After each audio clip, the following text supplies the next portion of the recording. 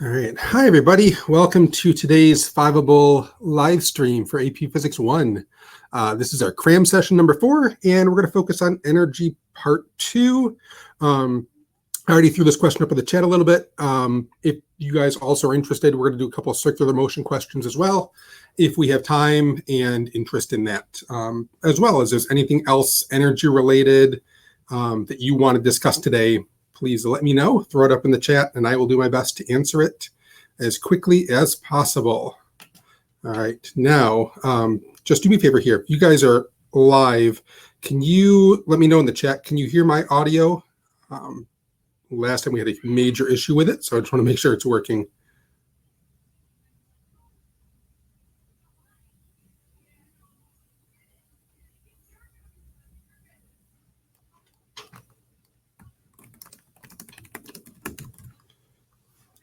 All right, let's see. Can you hear me?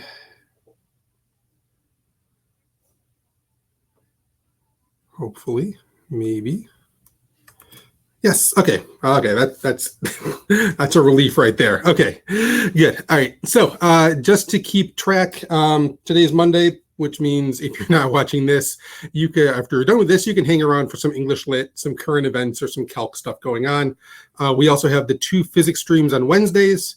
We're doing open Q&A on Wednesday at 1, and then at 7 is Angular momentum, I think, Angular something. We're doing some rotational stuff on there. So check those out as well on there. For you guys, CRAM session-wise, we're going Monday and Wednesday, pretty much from here until the end of the sessions. So Wednesday this week, we're doing momentum. Then next Monday, SHM. We're going to do double rotational motion. What I'm thinking right now is the 29th. We're going to focus on more angular acceleration, angular displacement, torque, sort of stuff like that. And then on the 4th, do more rotational kinetic energy, angular momentum, that sort of things in there. So kind of splitting it up, kind of like how we're doing for energy in there. And then, of course, after that, that following week will be your exam, which is will be coming up on your exam. In there, your exam's the 15th, so you got a little bit more time on there. So, yeah, another week of FRQ review, open Q&A, sort of stuff like that. But that's where we're going. Blah, blah, blah. Exam update. We covered this a bunch, so feel free to peruse this at your leisure on there. So plan for today, we're going to do kind of open Q&A on work and energy. I've got a bunch of questions on there.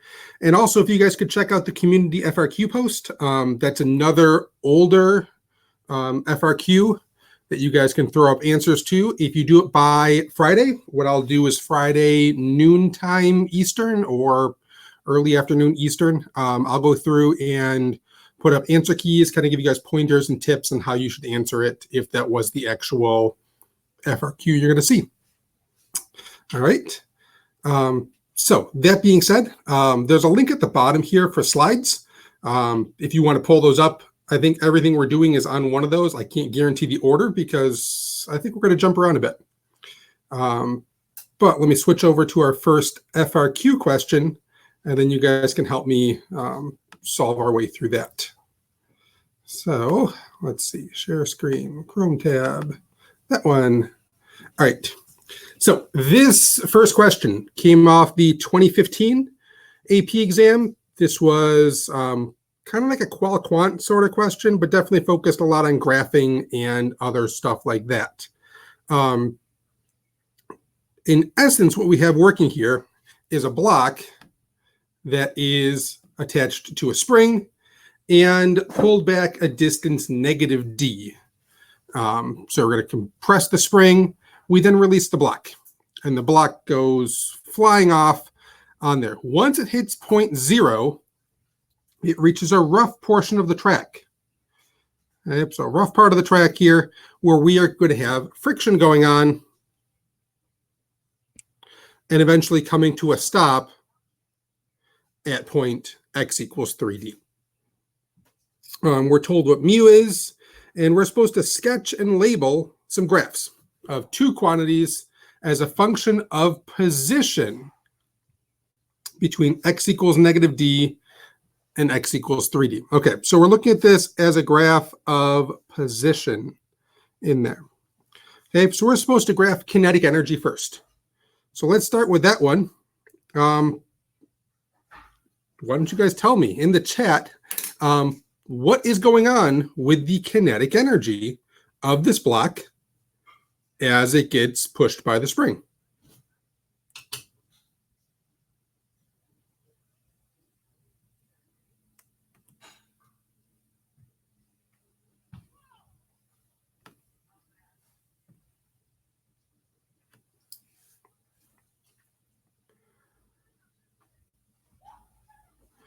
Okay, what is the kinetic energy going to do?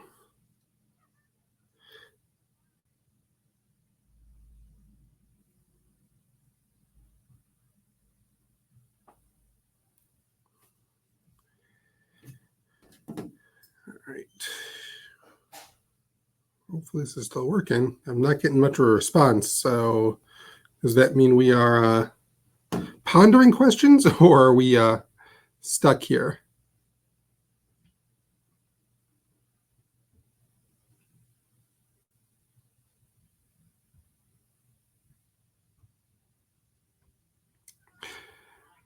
All right. Well then, let's go over this. I know from the question that I have two key ideas going on here. I know my kinetic energy has to be 0. Pick up the pen. 0 at point D, and I know it has to be 0 at 3D. Those are just right from the question. It wasn't moving at the beginning, and it's not moving at the end. Okay. I also know that we should be moving the fastest at x equals 0. All right, now x equals 0 right here is our equilibrium position. And at the equilibrium position, we have the maximum kinetic energy we will have. That's when all the forces are balanced. Our velocity is the highest here. We'll have our maximum KE at that point. All right, so that being said, I'm going to pick this spot right here for our maximum kinetic energy. And now all that's left to do is kind of play connect the dots. And the big question here is, how do we connect those dots? Should between negative d and 0, should this be a curve? Should this be a line? Should this be a concave down curve? What are we thinking? What kind of curve should I use to connect points between negative d and 0?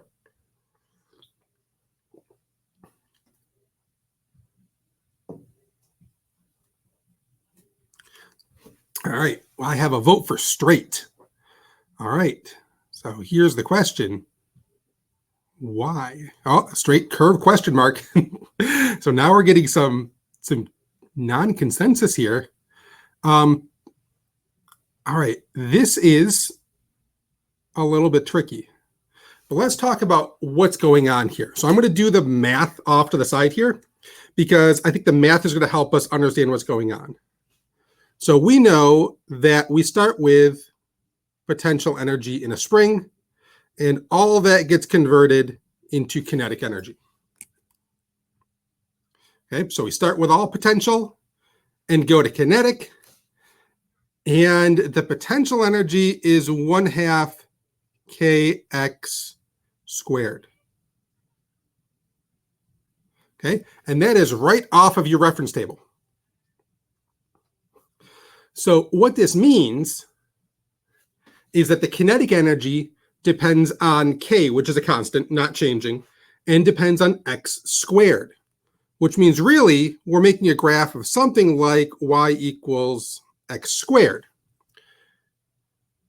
Now, from your knowledge of all things mathematical, y equals x squared should look like a parabola. Okay, some sort of concave up parabola on here. And it's a curve because, again, just to reiterate, because the energy depends on x squared. So why is it concave up? because if I were just to graph y equals x squared, that's a terrible graph. Anyway, up like that. So that's the general idea here. We're looking at kind of that y equals x squared sort of thing. So concave up on there. There's no negative sign going on here. We don't have anything that would be like negative x squared. Then we'd see a concave down sort of thing going on there. All right. So this first chunk concave up because the energy in a spring depends on x squared, and that's getting converted to kinetic. All right. Now, second part. Let's go back to blue. Between 0 and 3D.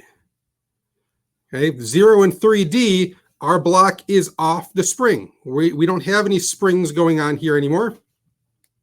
We are just moving along, and we have this force of friction slowing us down. And eventually, that will bring us to a stop. Should this chunk between 0 and 3D be curved, linear, or curved the other way? Concave up curve. So should it look like, grab the pen, should it look like this? Should it look like that? Or should it look like that? 3 different possible curves to connect those dots with. What do you think about that one?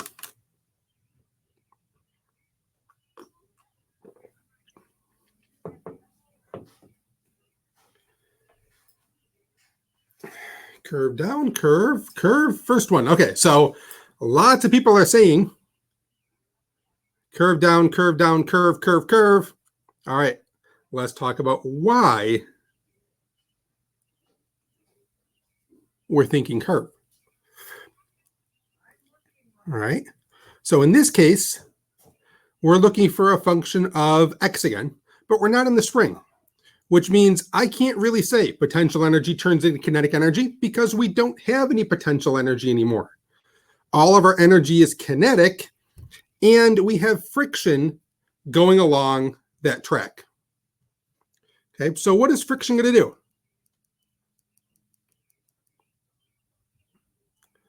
I know that's kind of rhetorical. Friction is going to slow it down. There we go. Slow it down right there on cue. All right, but what about in terms of energy? What is friction going to do in terms of energy?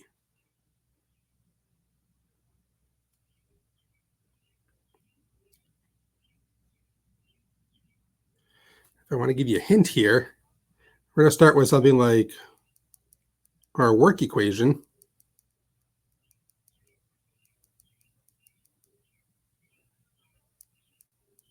And say that friction is going to do work on our block. And that work is going to take away some kinetic energy. Yeah, it's going to reduce our kinetic energy, taking away that energy. Now, in our case, this would be, well, we don't even need to worry about force of friction here. The key part here is it depends on the distance. That distance is x. That is how far we are moving along the track from 0 to 3D. That is our x term on there. And notice how that x or that d isn't squared, isn't square rooted, is just to the first power. Which means, what should our graph look like?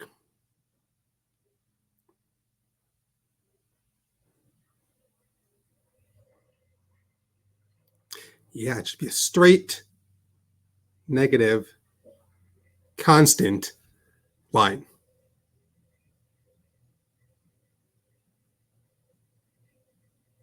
All right.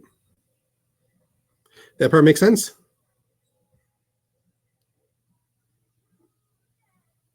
Okay. Cool. All right.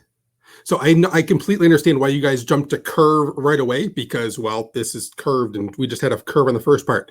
But whenever you get a graph question, take some time, do the math out, even if it's just simply writing the first basic equation sort of thing, and see if you can figure out your y-axis and your x-axis. Is there a square? Is there a square root? or isn't, in this case, just linear. All right, the next chunk to this, which I cut off because I'm really smart like that.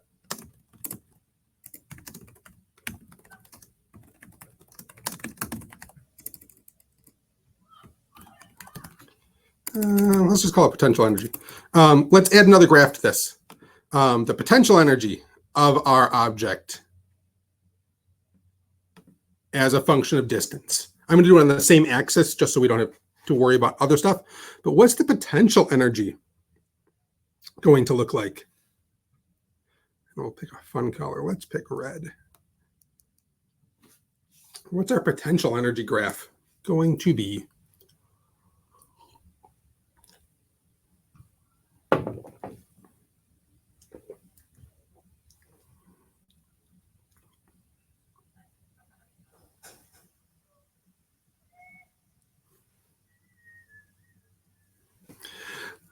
All right, so start to the top.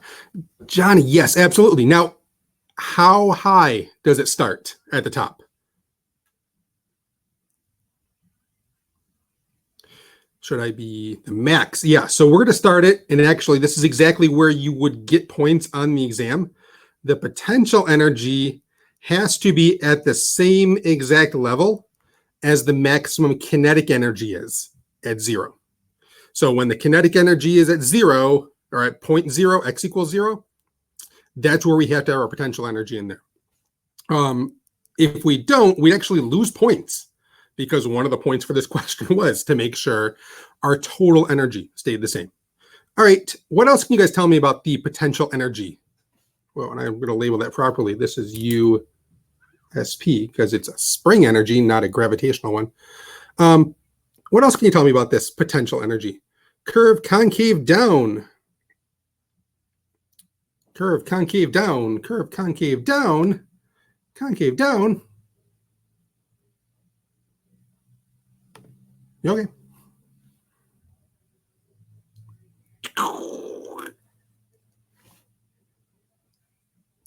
I think I gave it away. All right. We need to curve down to 0. And then what?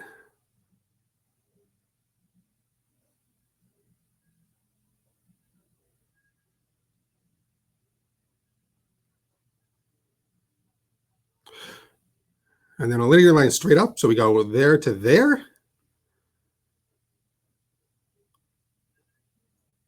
Oh, no. Like, are you guys going like this? Going up here like this?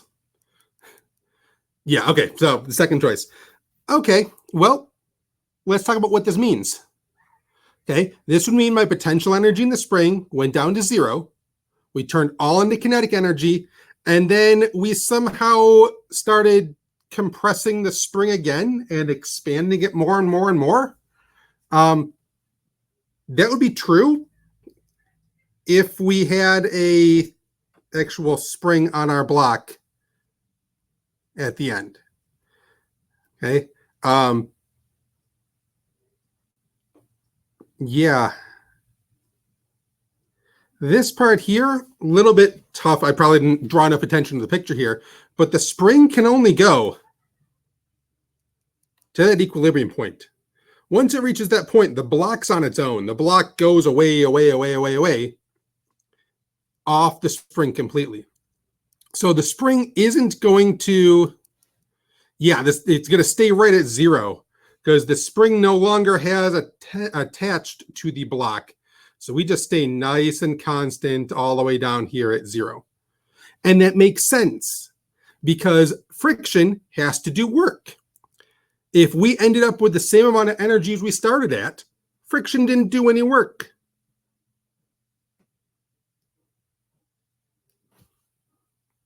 All right. So we had to have our potential energy in the spring start high, curve down to 0, and then it's 0 the rest of the way because it's no longer acting on the block. Kinetic energy shoots up. Why is it concave up at the beginning? Because, again, it's that same deal that it's x squared like that. Actually, pause for a second, Ria. I screwed up. I'm a bad teacher. Bad teacher. Don't listen to me. That one is concave down. That one is not. It'll look kind of like that. Okay. Yeah. Potential energy concave down, or concave up, kinetic energy concave down. The reason for this is, yeah, they're definitely opposites of each other. I had them backwards when I first started drawing this. The kinetic energy should change a lot at the very beginning because our velocity gets changing very quickly, and then it slows out. So this kind of makes sense here.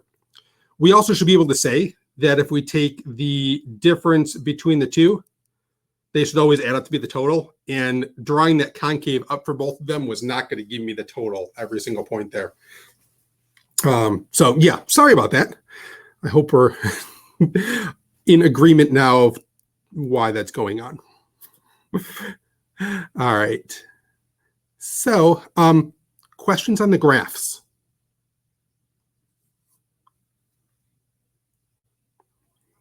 Okay. Let's move on then and get into the qualitative, quantitative part of this question, the wonderful thing that you probably are going to see, if not this question, a question very much like it on your AP exam. We're now taking that spring and we're squishing it twice as much. And we're going to take a random student and ask him to predict how far will the block go. Well, the student says that since the spring is compressed twice as much, it'll have more energy. So it'll go and stop twice as far away. All right. What did the student say that was correct?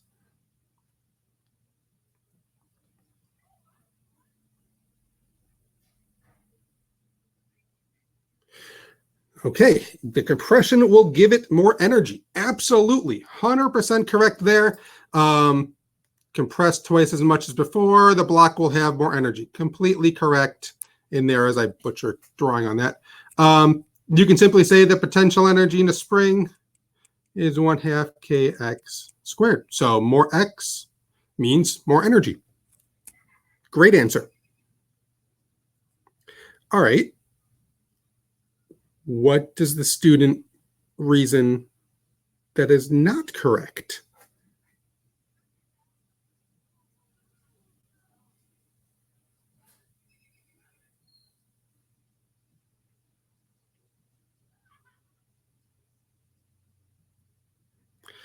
That's kind of the other part, right? Yeah, the block won't go 6D is kind of the only other thing they could really say. I mean, they made two statements. There's more energy and it goes 6D.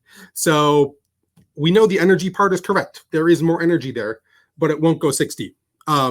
Explain how you arrived at your answer. This part, what they're looking for here on the part here is to say something like, hey, work equals force times distance. And the force stays the same, but we have not double the energy, but because x is squared, we actually have 4 times the energy. And because we have 4 times the energy, we should have 4 times the distance, not 2 times the distance.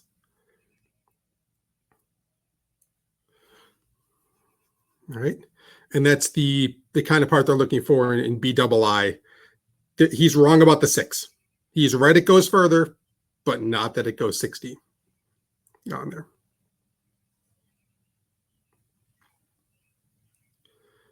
All right. Good so far?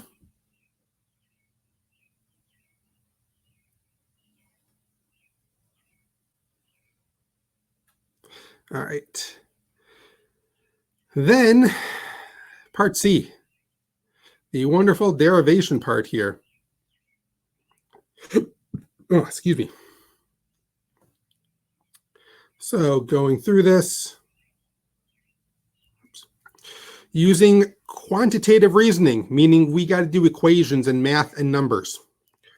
Develop an expression for the new final position of the block. Express your answer in terms of D. So how far away should we end up? We know we should get an answer of 12D in here because we kind of just reasoned out it should be 4 times the distance that we had originally. And our original distance was 3D, 4 times that's 12D. But let's prove it here. Let's pull down here, do some math here. In this case, does it start at minus 2D? Yes, it does.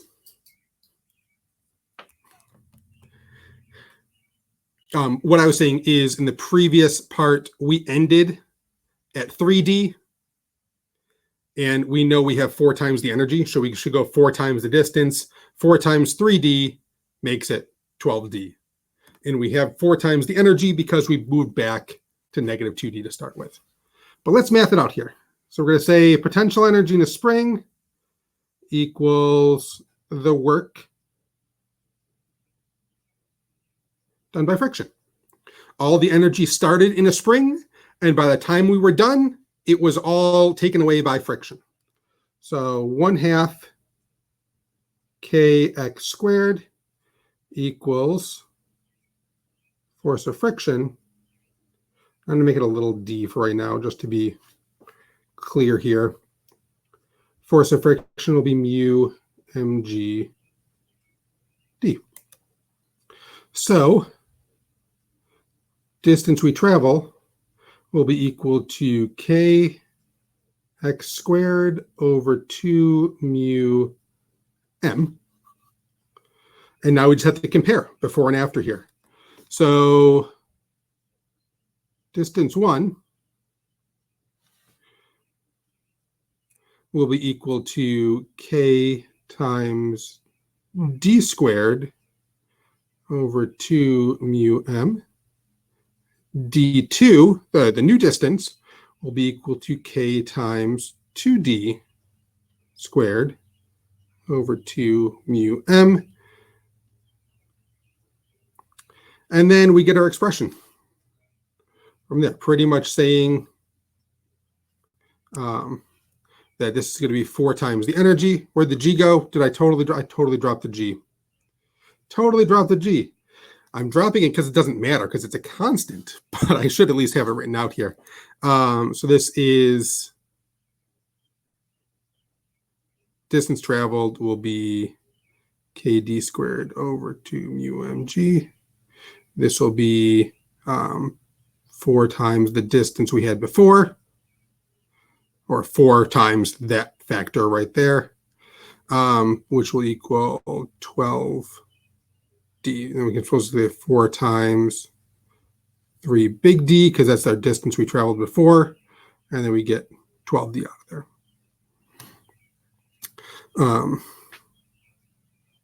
Yeah. I suppose you could even do this, since it says quantitative reasoning, including equations as needed but not required. You could probably also have just written out a paragraph saying something like, because the potential energy in the spring depends on x squared, doubling x will mean 4 times the energy.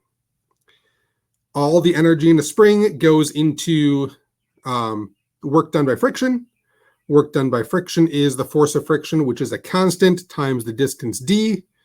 So 4 times the energy means 4 times the original distance, or 12d total. And that's kind of another way to work through part C without doing all the math in there. In part D, this is the part that really, I don't want to say irritates me, but annoys me, because we've said pretty much the same sort of stuff already. And they're just having us say this again. So we've already said the fact that we had 4 times the energy beforehand. That's what the student was right about. And, but it doesn't go 2 times the distance, it goes 4 times the distance in here. So really part D is kind of just restating, saying that, hey, we are supposed to have 4 times the energy. And we did, because we ended up with 4 times the distance at the end, that sort of thing. The actual physics exam, basically, let's see if I find a sample response for this question so I can put it out for a good example of how to do that paragraph part.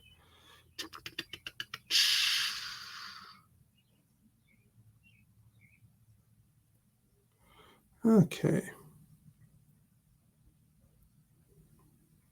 Yeah, let me steal this paragraph here. Okay, so here's a possible example of how to do it for good. This is a pretty decent answer. So let me just add a page in here, paste that in. Just so it's not my words, it's somebody else's words in here. Basically, they're saying more potential energy will be stored in the spring as it's compressed further. As the student stated, and is shown by the equation, energy in a spring, 1/2 kx squared. The relationship also shows that when the spring is compressed for x being doubled, 4 times the energy is stored in the spring. There's our 4 times number again. The force of friction is the same in both instances. So the same amount of energy is dissipated by friction, as demonstrated by work equals force of friction times distance. So 4 times the energy takes 4 times the distance, not twice, as the student said. And there's a nice, very nice paragraph on how to handle that part. All right. Questions on this question? Qual quant, sort of stuff like that.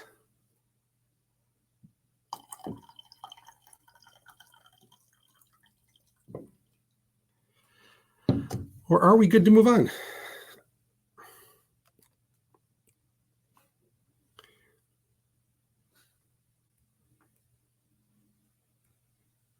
We're good. Okay.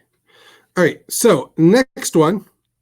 This is an old one. It's not exactly what you're going to see on the exam, but it's close.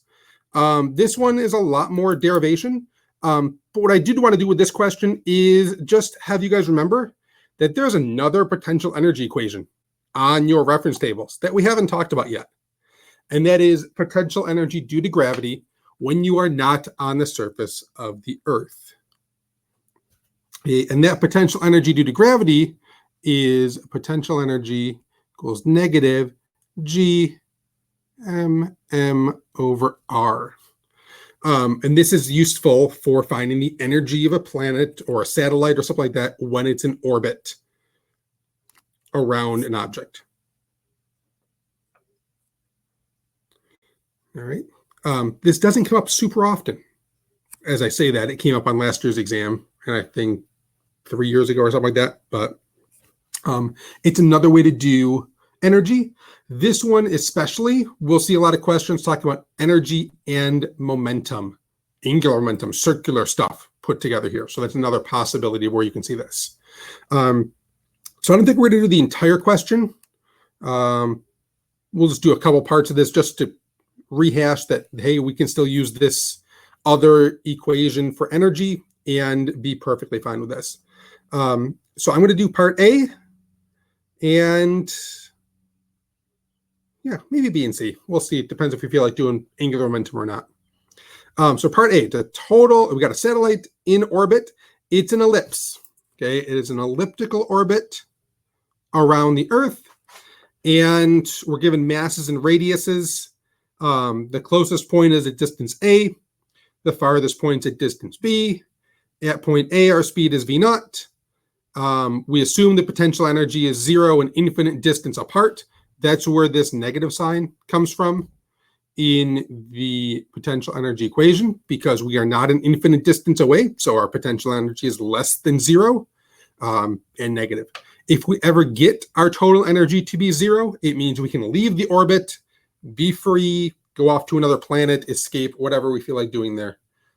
That's all doable. But whenever that energy is negative, we are stuck in that orbit and cannot leave it. Okay. So for part A, total energy. Well, total energy must be potential plus kinetic.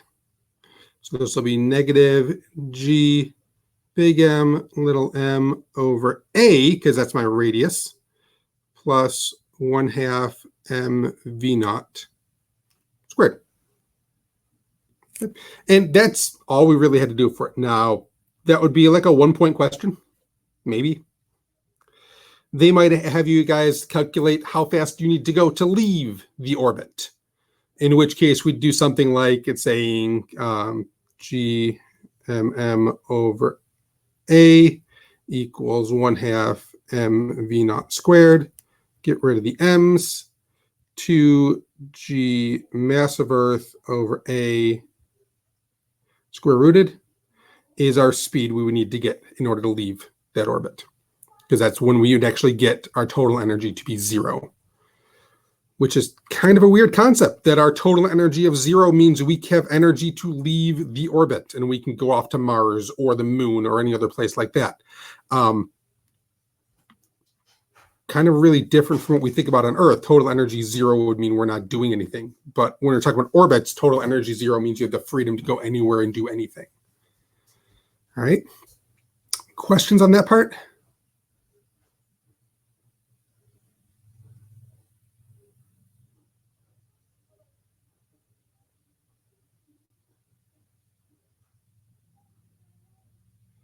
Okay.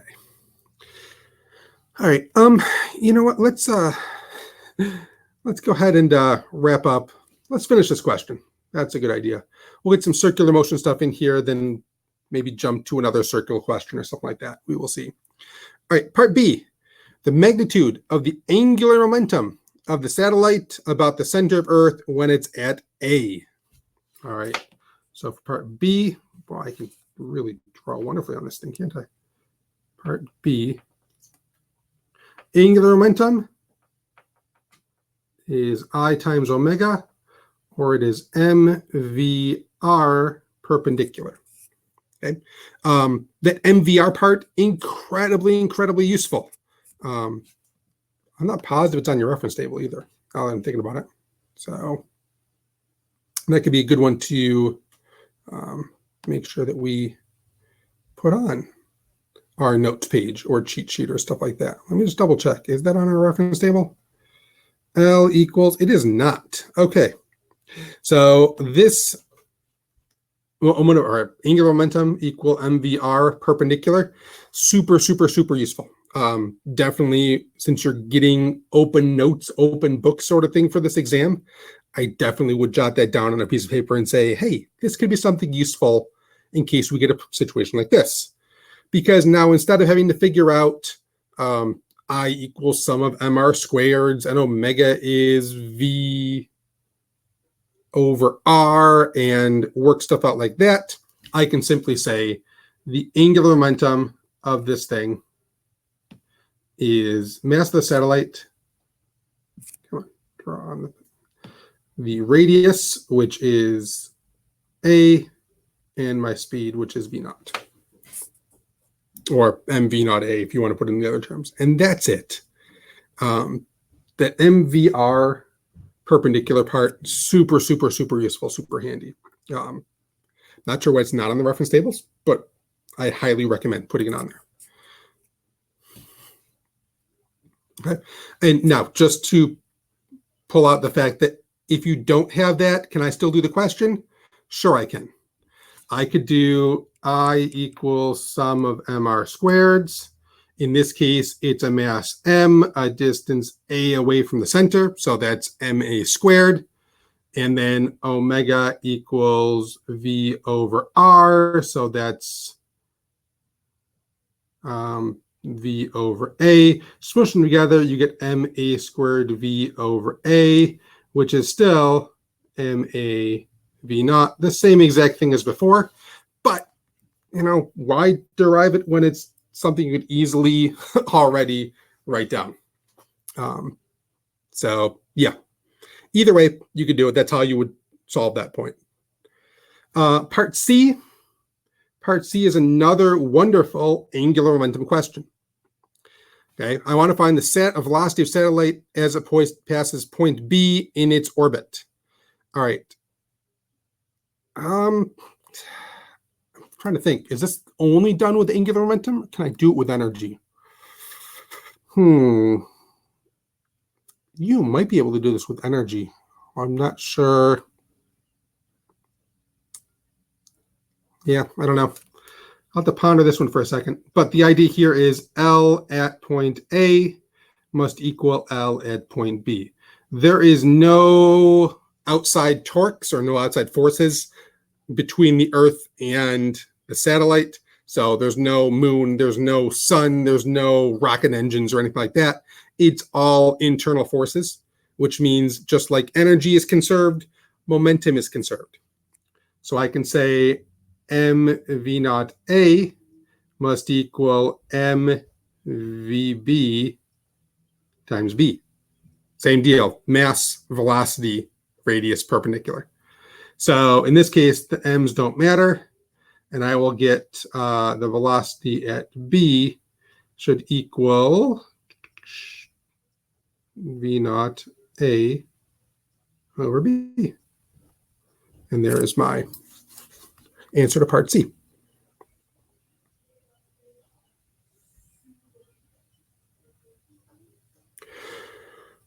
So yeah, that is the other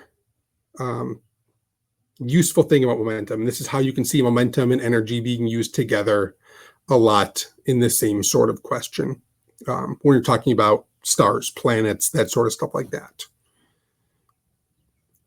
All right. I may have to come back to this question too and just try doing it with energy and see if I can get the same answer and do total energy potential plus kinetic is the same in both cases. That just seems messy though. I don't know. I'll do it for you guys and throw it on the PDF at the end just to see if I can do it. If I can't, I'll just make a note saying, hey, this is not something I would recommend doing on an AP question where you only have 15 to 20 minutes for it. In the last part here, satellite passes point A, rocket engine failure, so its orbit is changed to a circular orbit. We wanted to do circular motion. Here's our transition right here. So we want to figure out the speed of the satellite for this circular orbit. Okay, so circle, key ideas here. The velocity is constant. There's a force always pointing towards the center. That's our centripetal force. We know we have a constant circular acceleration, always pointing towards the center, equal to v squared over r. So to solve this one, we can do all the forces must equal ma, going back to Newton's second law, right from the beginning, maybe not the beginning, but October. Force of gravity is causing this. That's g big M, little m over, it's still a squared, equals mv squared over a. Little m's can all disappear because why not? Doesn't matter right there at all. And we can go through and say, actually, let me take an a out too, and then I'm thinking about it. So get rid of that squared, get rid of that one. Okay, that made the math a lot easier. We get g big M over a square rooted equals v. And then the last part, part E, how much work is done by the rocket engine to affect this change.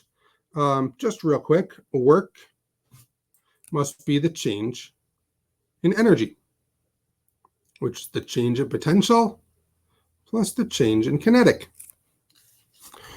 All right, so how much did my potential energy change from point A to point A?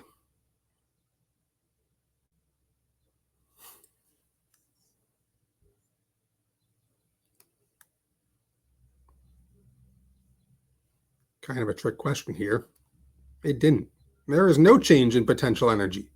We are exactly the same distance away from Earth in this circular orbit that we were, in this elliptical orbit. We are still a meters away from the center of the Earth, which means all the work being done had to go to change the kinetic energy. So change in kinetic energy will be K final. So 1/2 m square root of gm over a squared minus the initial, which is 1/2 m v naught squared. And this right here is a good enough final answer. Because there's not really many terms we can combine. I suppose if we really wanted to, we pull the 1/2 m's out, but it's good enough for that. This is the work done on our satellite by the engine. All right. Questions on that one? Concerns, complaints, et cetera, et cetera.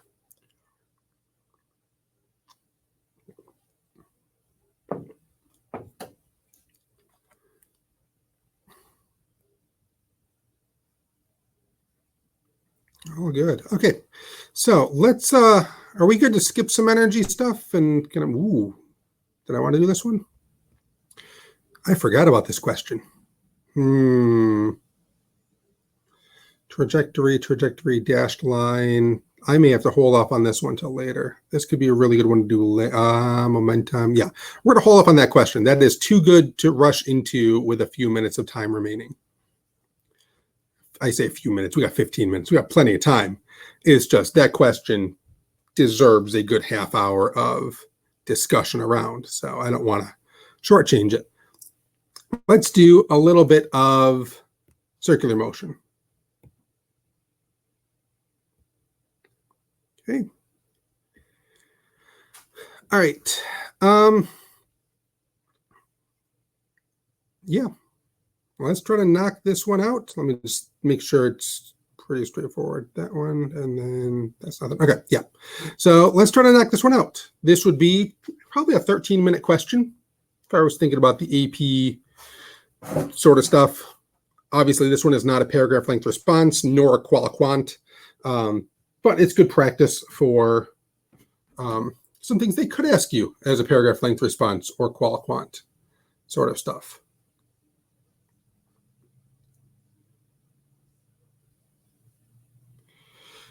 All right, so we got a ball attached to a mass M, swinging around, moves in a clockwise vertical circle, as shown above. When we're at point P, the string is horizontal, point Q is the bottom, and point Z is the top. Do math. Okay. So, part A. On the figures below, draw and label all the forces exerted on the ball when we're at point P and point Q. All right, so let's start with point P. How many forces act on the ball at point P?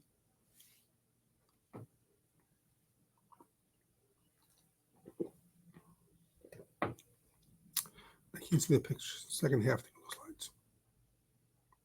Oh, let me see what I can do about that, because the Google Slides thing should be up and running just fine. At least I don't know why it wouldn't be. Okay. Yep. Looks like it's just for you, maybe. I don't know. Disconnected. I don't want to disconnect. Reconnect. Yeah, it might be internet things. I know my internet has been terrible today and stuff like that. So it might be. But I'm just looking at it quickly. Yeah, they take a goodly time to load, but they are there. And it's a goodly time to load. But anyway, so we've got this ball in a circle. Point P, the one off to the left there. How many forces act on our ball at point P? 2. Yes, there are 2 of them. 2 wonderful forces. All right. What are they?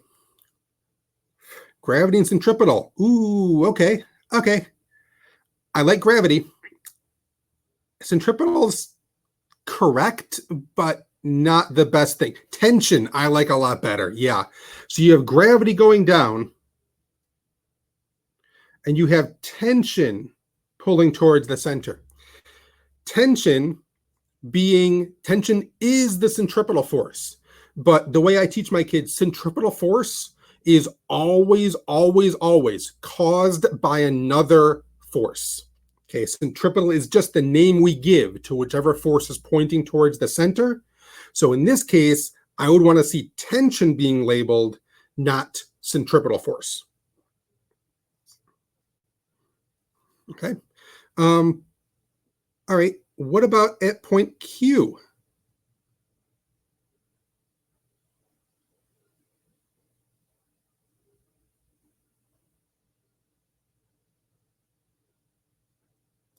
Point Q, same forces, different directions. Yep. So yeah, I'm going to try to squeeze this in here so I'm not writing over stuff here. MG going down, tension going up. And the key idea here, tension has to be bigger than the weight. Yep, T is definitely bigger because you need to have that net force going upwards, that centripetal force going up. All right, cool. Good, good, good. Now, if this was another exam or something like that, maybe this year's, for example, possibly, I would expect that if they give you this diagram, you may have a little paragraph below or something like that saying, explain to me, why does T, or explain to me the sizes of the forces that you chose. Or does T change throughout this entire circle? Explain, ... sort of stuff like that going on there. So I wouldn't be surprised if they had this picture with maybe lines or a grid or something where you had to go scale everything up and stuff like that. But fortunately for us, that is not the case. We don't have to worry about that right now. All right, part B. Derive an expression for the minimum speed the ball can have at point Z. Point Z is the top of the circle without leaving the circular path. Okay.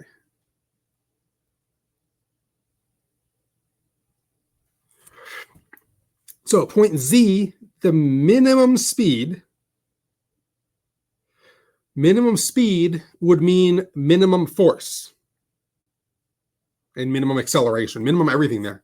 At point Z, we have our two forces acting the same direction, right? Gravity is going down and tension's pointing towards the center. So because we want the minimum force, why don't we just say in here that tension is 0? That tension's not going to do anything to help us move around the circle. We'll need it for stronger circles or stronger velocities, higher velocities. But for the minimum stuff, let's make it disappear. And let's just say mg equals mv squared over r, and v will equal the square root of g times r. All right, that makes sense?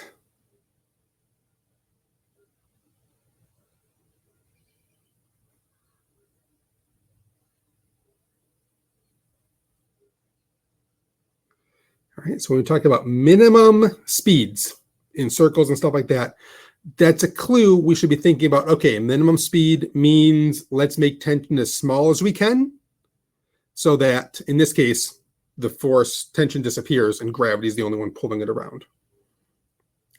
Stuff like that. All right, continuing on. Part C. The biggest tension we can have is called Tmax. Derive an expression for Vmax, the biggest speed we can have at point Q without breaking the spring. All right, this looks like it's the same sort of stuff.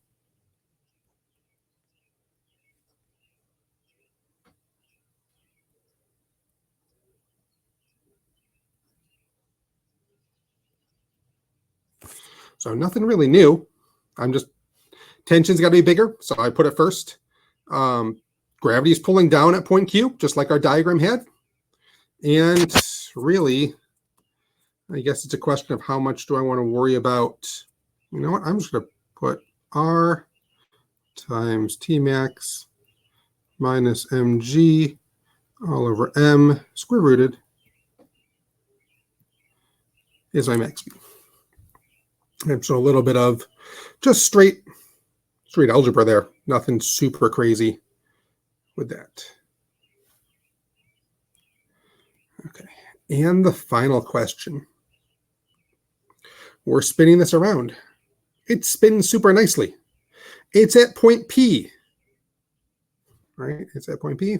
Yes, it's at point P, and the string breaks. What happens to our poor ball?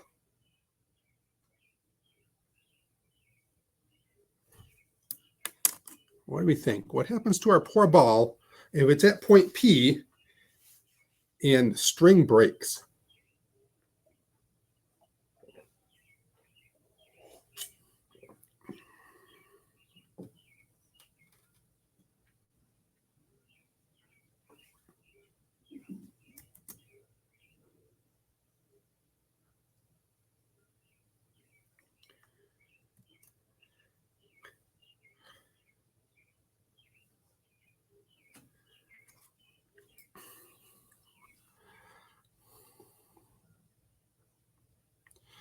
All right.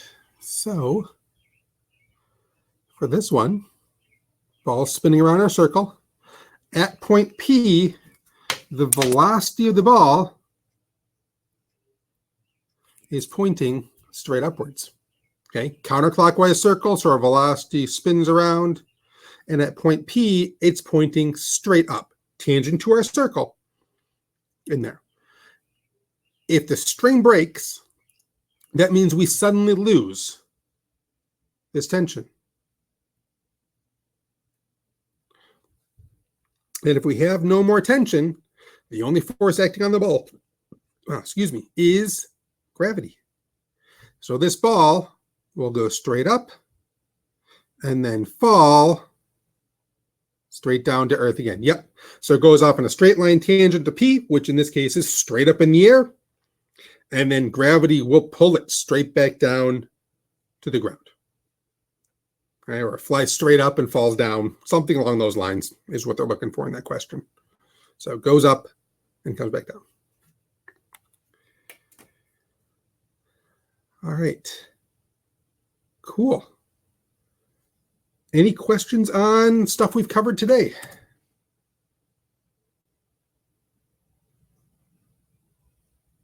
Nope. All right. Well, cool. Anything else? I guess energy, circular motion, anything like that I can give you quick tips on, or if not, I want to go through and try to work on solving that other question. So if you guys really want to hang around and watch me struggle through that, you're more than welcome to. I'm going to try to solve, which was it? So this one, part C, in terms of energy instead. So we'll see. We'll see if that goes through. But if not, thank you guys. Enjoy the rest of your week.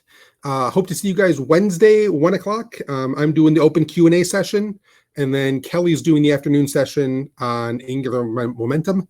And actually, no, I'll see you guys Wednesday night too, or we're doing momentum too. So momentum Wednesday, that's what it is. All right, have a great rest of your night, and I'll see you guys later. All right, let's see, trying to solve this now, new tab. So I have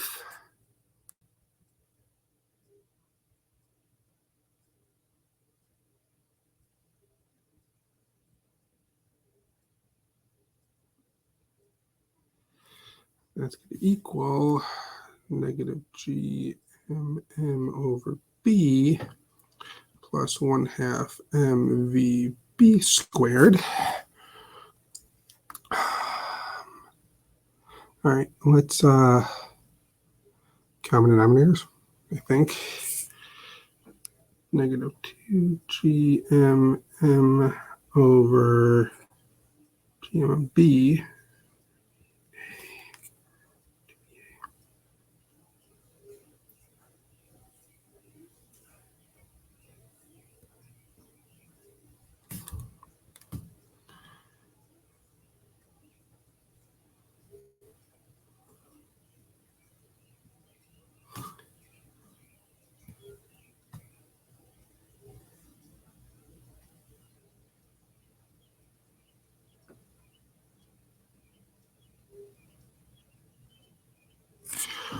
Okay, add that over, I guess. Subtract that over, maybe. I'm supposed to get to V naught A over B, so I should be able to get to V naught A equals VBB. Okay. Which says that these things should pretty much cancel out.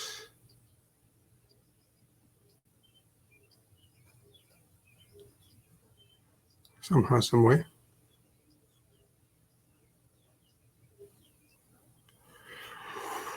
I'll buy everything by B.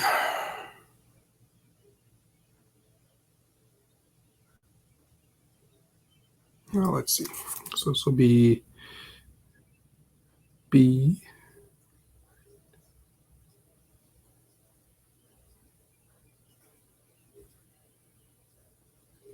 negative b plus a times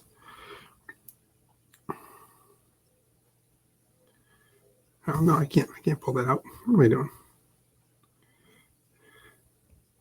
I can do negative 2gmm over 2ba. Actually, all little m's can disappear. Don't need those. So goodbye, goodbye, goodbye, goodbye. 2gmm. Yeah, you know what? I'm going to keep working on this, but this may take longer than I thought. So, I would just say use angular momentum. Don't do it this way.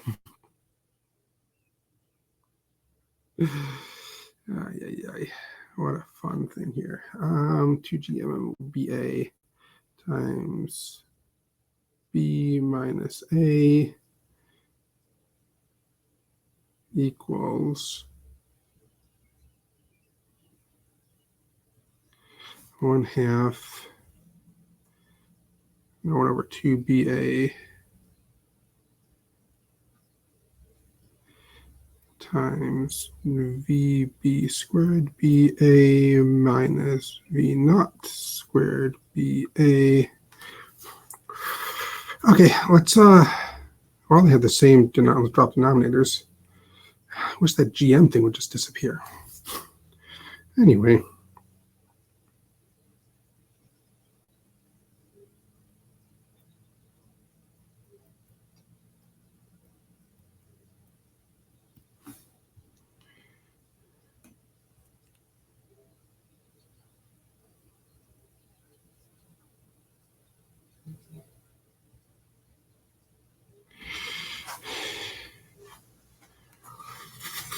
Can I pull a b minus a out of here? I think I can.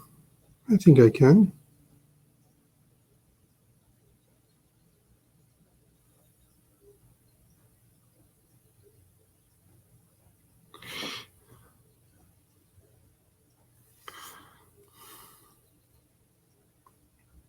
Yeah, so this will be, let's say here, vb squared a minus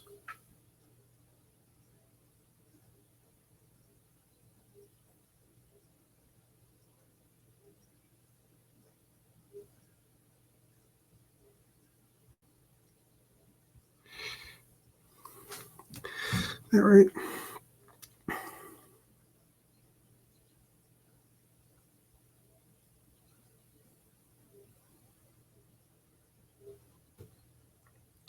I don't know. I feel like that should be right, but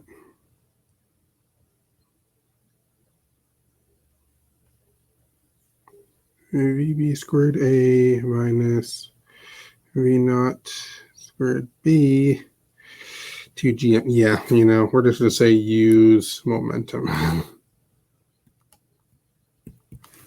And that's what I'm going to call it. Use momentum and go from there. All right. Yeah, there's your lesson. Learn momentum and use it. All right. Have a great week, guys.